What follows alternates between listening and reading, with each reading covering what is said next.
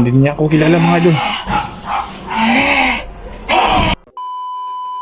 Hello mga idol, no? Isang mapagpalang gabi sa inyong lahat. So ito po yung update natin mga idol. Yung nadala po natin kanina si Marlin dito sa lugar natin. So ngayon, nandun po siya sa loob ng bahay, no? Nagpapahinga si Marlin. Saka nabihisan na po natin kanina. So ngayon po, ito po yung bahay ng mama ko mga idol. Kasi kung doon kami pupunta sa bahay ko mga idol, malabo talaga. Kasi ang daming tao doon. Tsaka may mga bata ko, delikado po mga idol. So sana po mga idol, no, ay si Marlin po talaga ay maisuka na po niya yung bertod po niya. So yun mga idol, maraming salamat sa inyo at sana subaybayan niya itong kwento or upload natin ni Marlin mga idol. So huwag nating patatagalin to, pasukin natin sa loob at kita natin kung ano bang yung reaction niya dito sa lugar natin mga idol. So ayun lang, tara.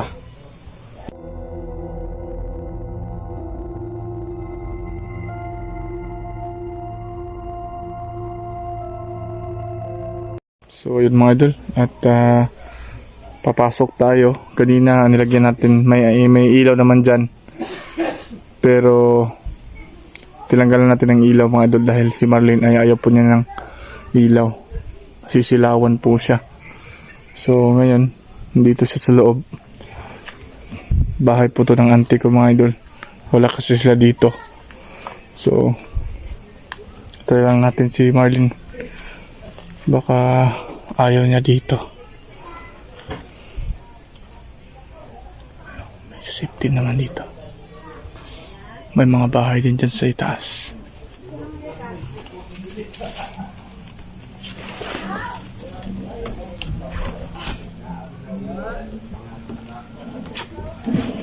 May mga bata sa labas mga idol. Papasok tayo. Kasi andito si Marlin.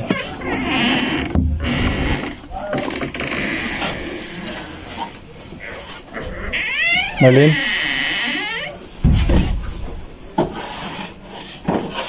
Nabusog ka ganina? Ito yung suot ni Marlin. Maiksi po yung damit. Okay ka lang ba dito Marlin? Magkukuha muna ako ng mga para may mahigaan ka dito at saka dito ako matutulog. Yung camera natin mga idol para maano tayo, no? Kampante tayo makipag-usap kay Marlin. Okay na sa imo dre? Ha? Okay na sa imo ha? Magkuha mo pum dito para na yung mahigaan. Safety mga dre. Ayun mga idol, malaki naman yung dito. Pasensya na kayo mga idol ha, dahil medyo ang dami kasing kapitbahay. Narinig natin yung mga boses ng kapitbahay natin dito. So pasensyahan na po tayo. Pasensya na po kayo, no? So pa-video tayo mga idol dahil po para makita ninyo ang ano pong kalalagyan ni Marlin dito. Saan ko po siya nilagay. So safety naman dito. Kulang pa lang ng para may malagyan tayong, pero may naman manihin mga idol. Ayan. May naman, hindi naman makapasok, may sakaling kasi may cyclone po.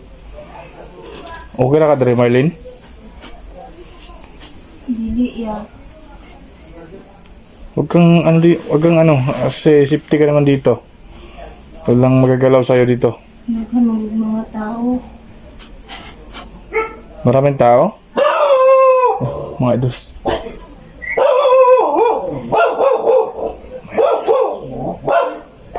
Naamoy nila si Marlin mga idol.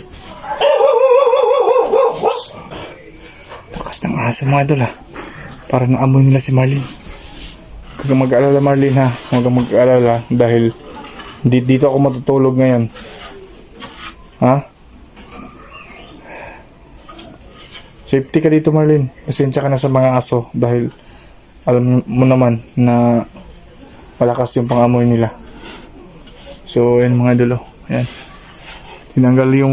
Tinanggal ko yung bulb Kasi ayaw ni Marlene na may ano, malakas na ilaw. Okay ra ka diri Marlene? Dili man ta masundan si mong bana diri kay layo-layo naman eh.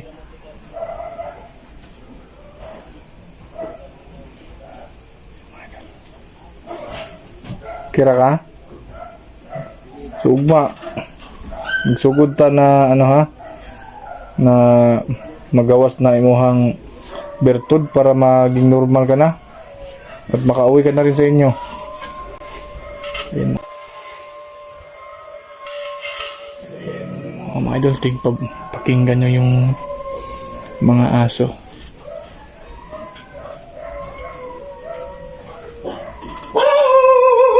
Ayan po. Sensya kayo mga idol ha. Ganyan talaga yung mga aso pag may napansin sila kakaiba.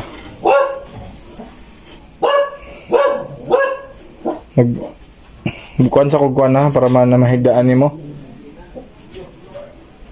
Kira ka dire? Dili ya.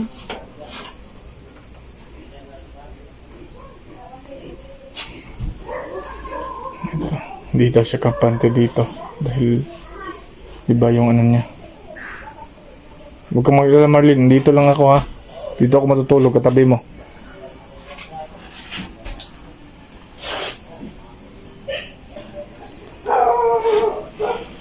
Mag-ano ka ng gamit mo Marlene ha para makatulog ka dito. Huwag kang lalabas ha. Oh, saan ka pumunta Marlene? Ha? Tayo na mga idol. Tingnan niyo mga idol, iba na naman yung anyo ni Marlene. Hindi tayo matatakot na sa poder natin si Marlene mga idol. Walang basta-basta makapasok dito. Marlene, minahon ka. Nasa poder kita Marlene. Teka lang mga idol, lagay ko muna yung camera ko ha.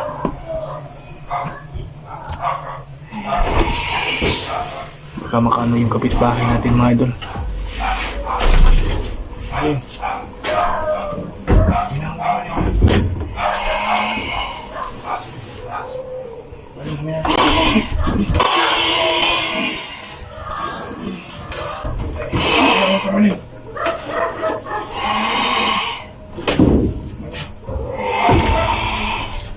Kaya mo kontrol yung sarili mo.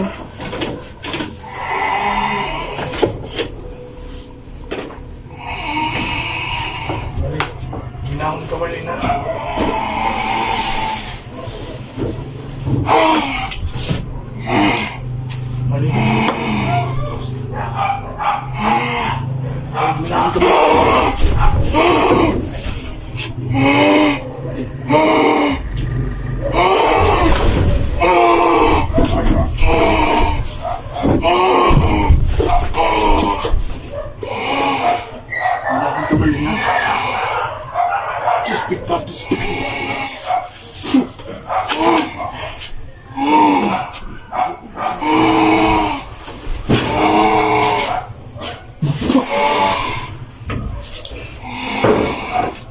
Ganito talaga mga idol pag malam na yung gabi kasi iba na yung ano niya.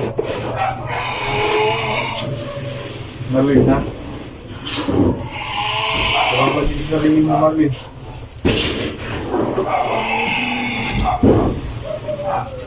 Hindi po niya makontrol yung sarili niya. Yung pagkaaswang po niya mga idol. Pero hindi natin siya titigilan pag hindi po nabalik siya sa normal.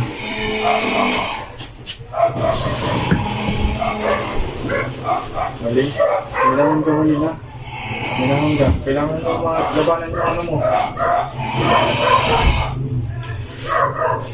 Labanan mo yung sarili mo Marlene.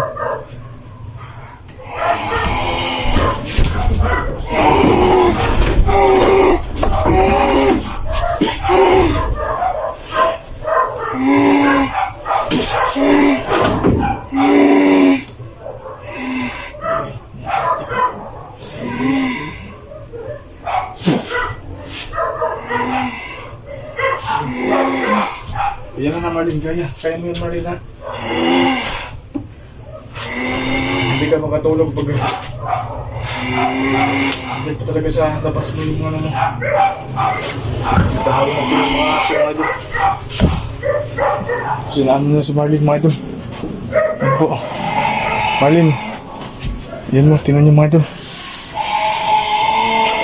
Marlene, labanan mo yung sarili mo Marlene ha.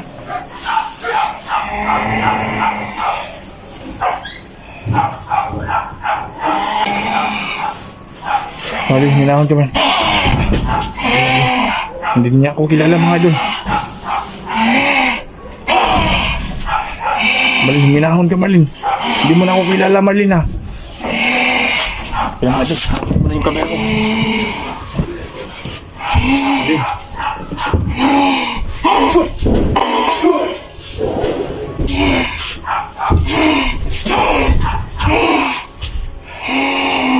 Hinahon ka Marlene.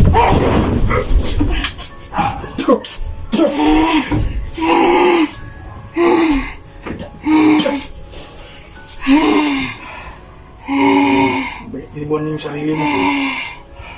Hindi mo na ako kilala. Sige yung tsablo na kapasok sa katawan mo. Diyos mo.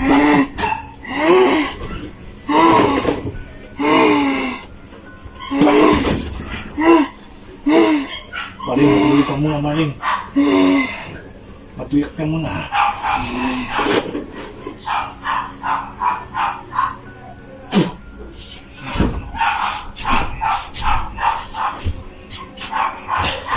Kailangan araw po natin ito mga idol.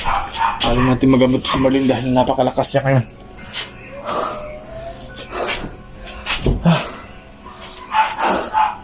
Sensya na mga idol dahil maingay po yung aso dahil nakaamoy po sila ng mga aswang. Kukuha muna ako na matutulugan ni Marlene mga idol at saka magbabantay tayo dito kasi mga idol, istihan na po yung mga aso. Baka nasundan po kami ng asawa ni Marlene.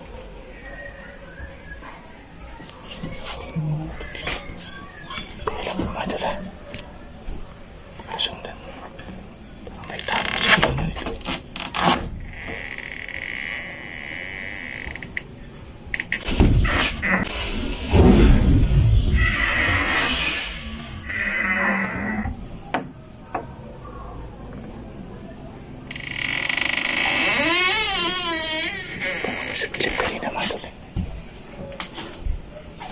Kukuha muna tayo ng mapaghigaan ni Marlene mga idol. Tsaka ako din po. No. Yay. Yung mga idol.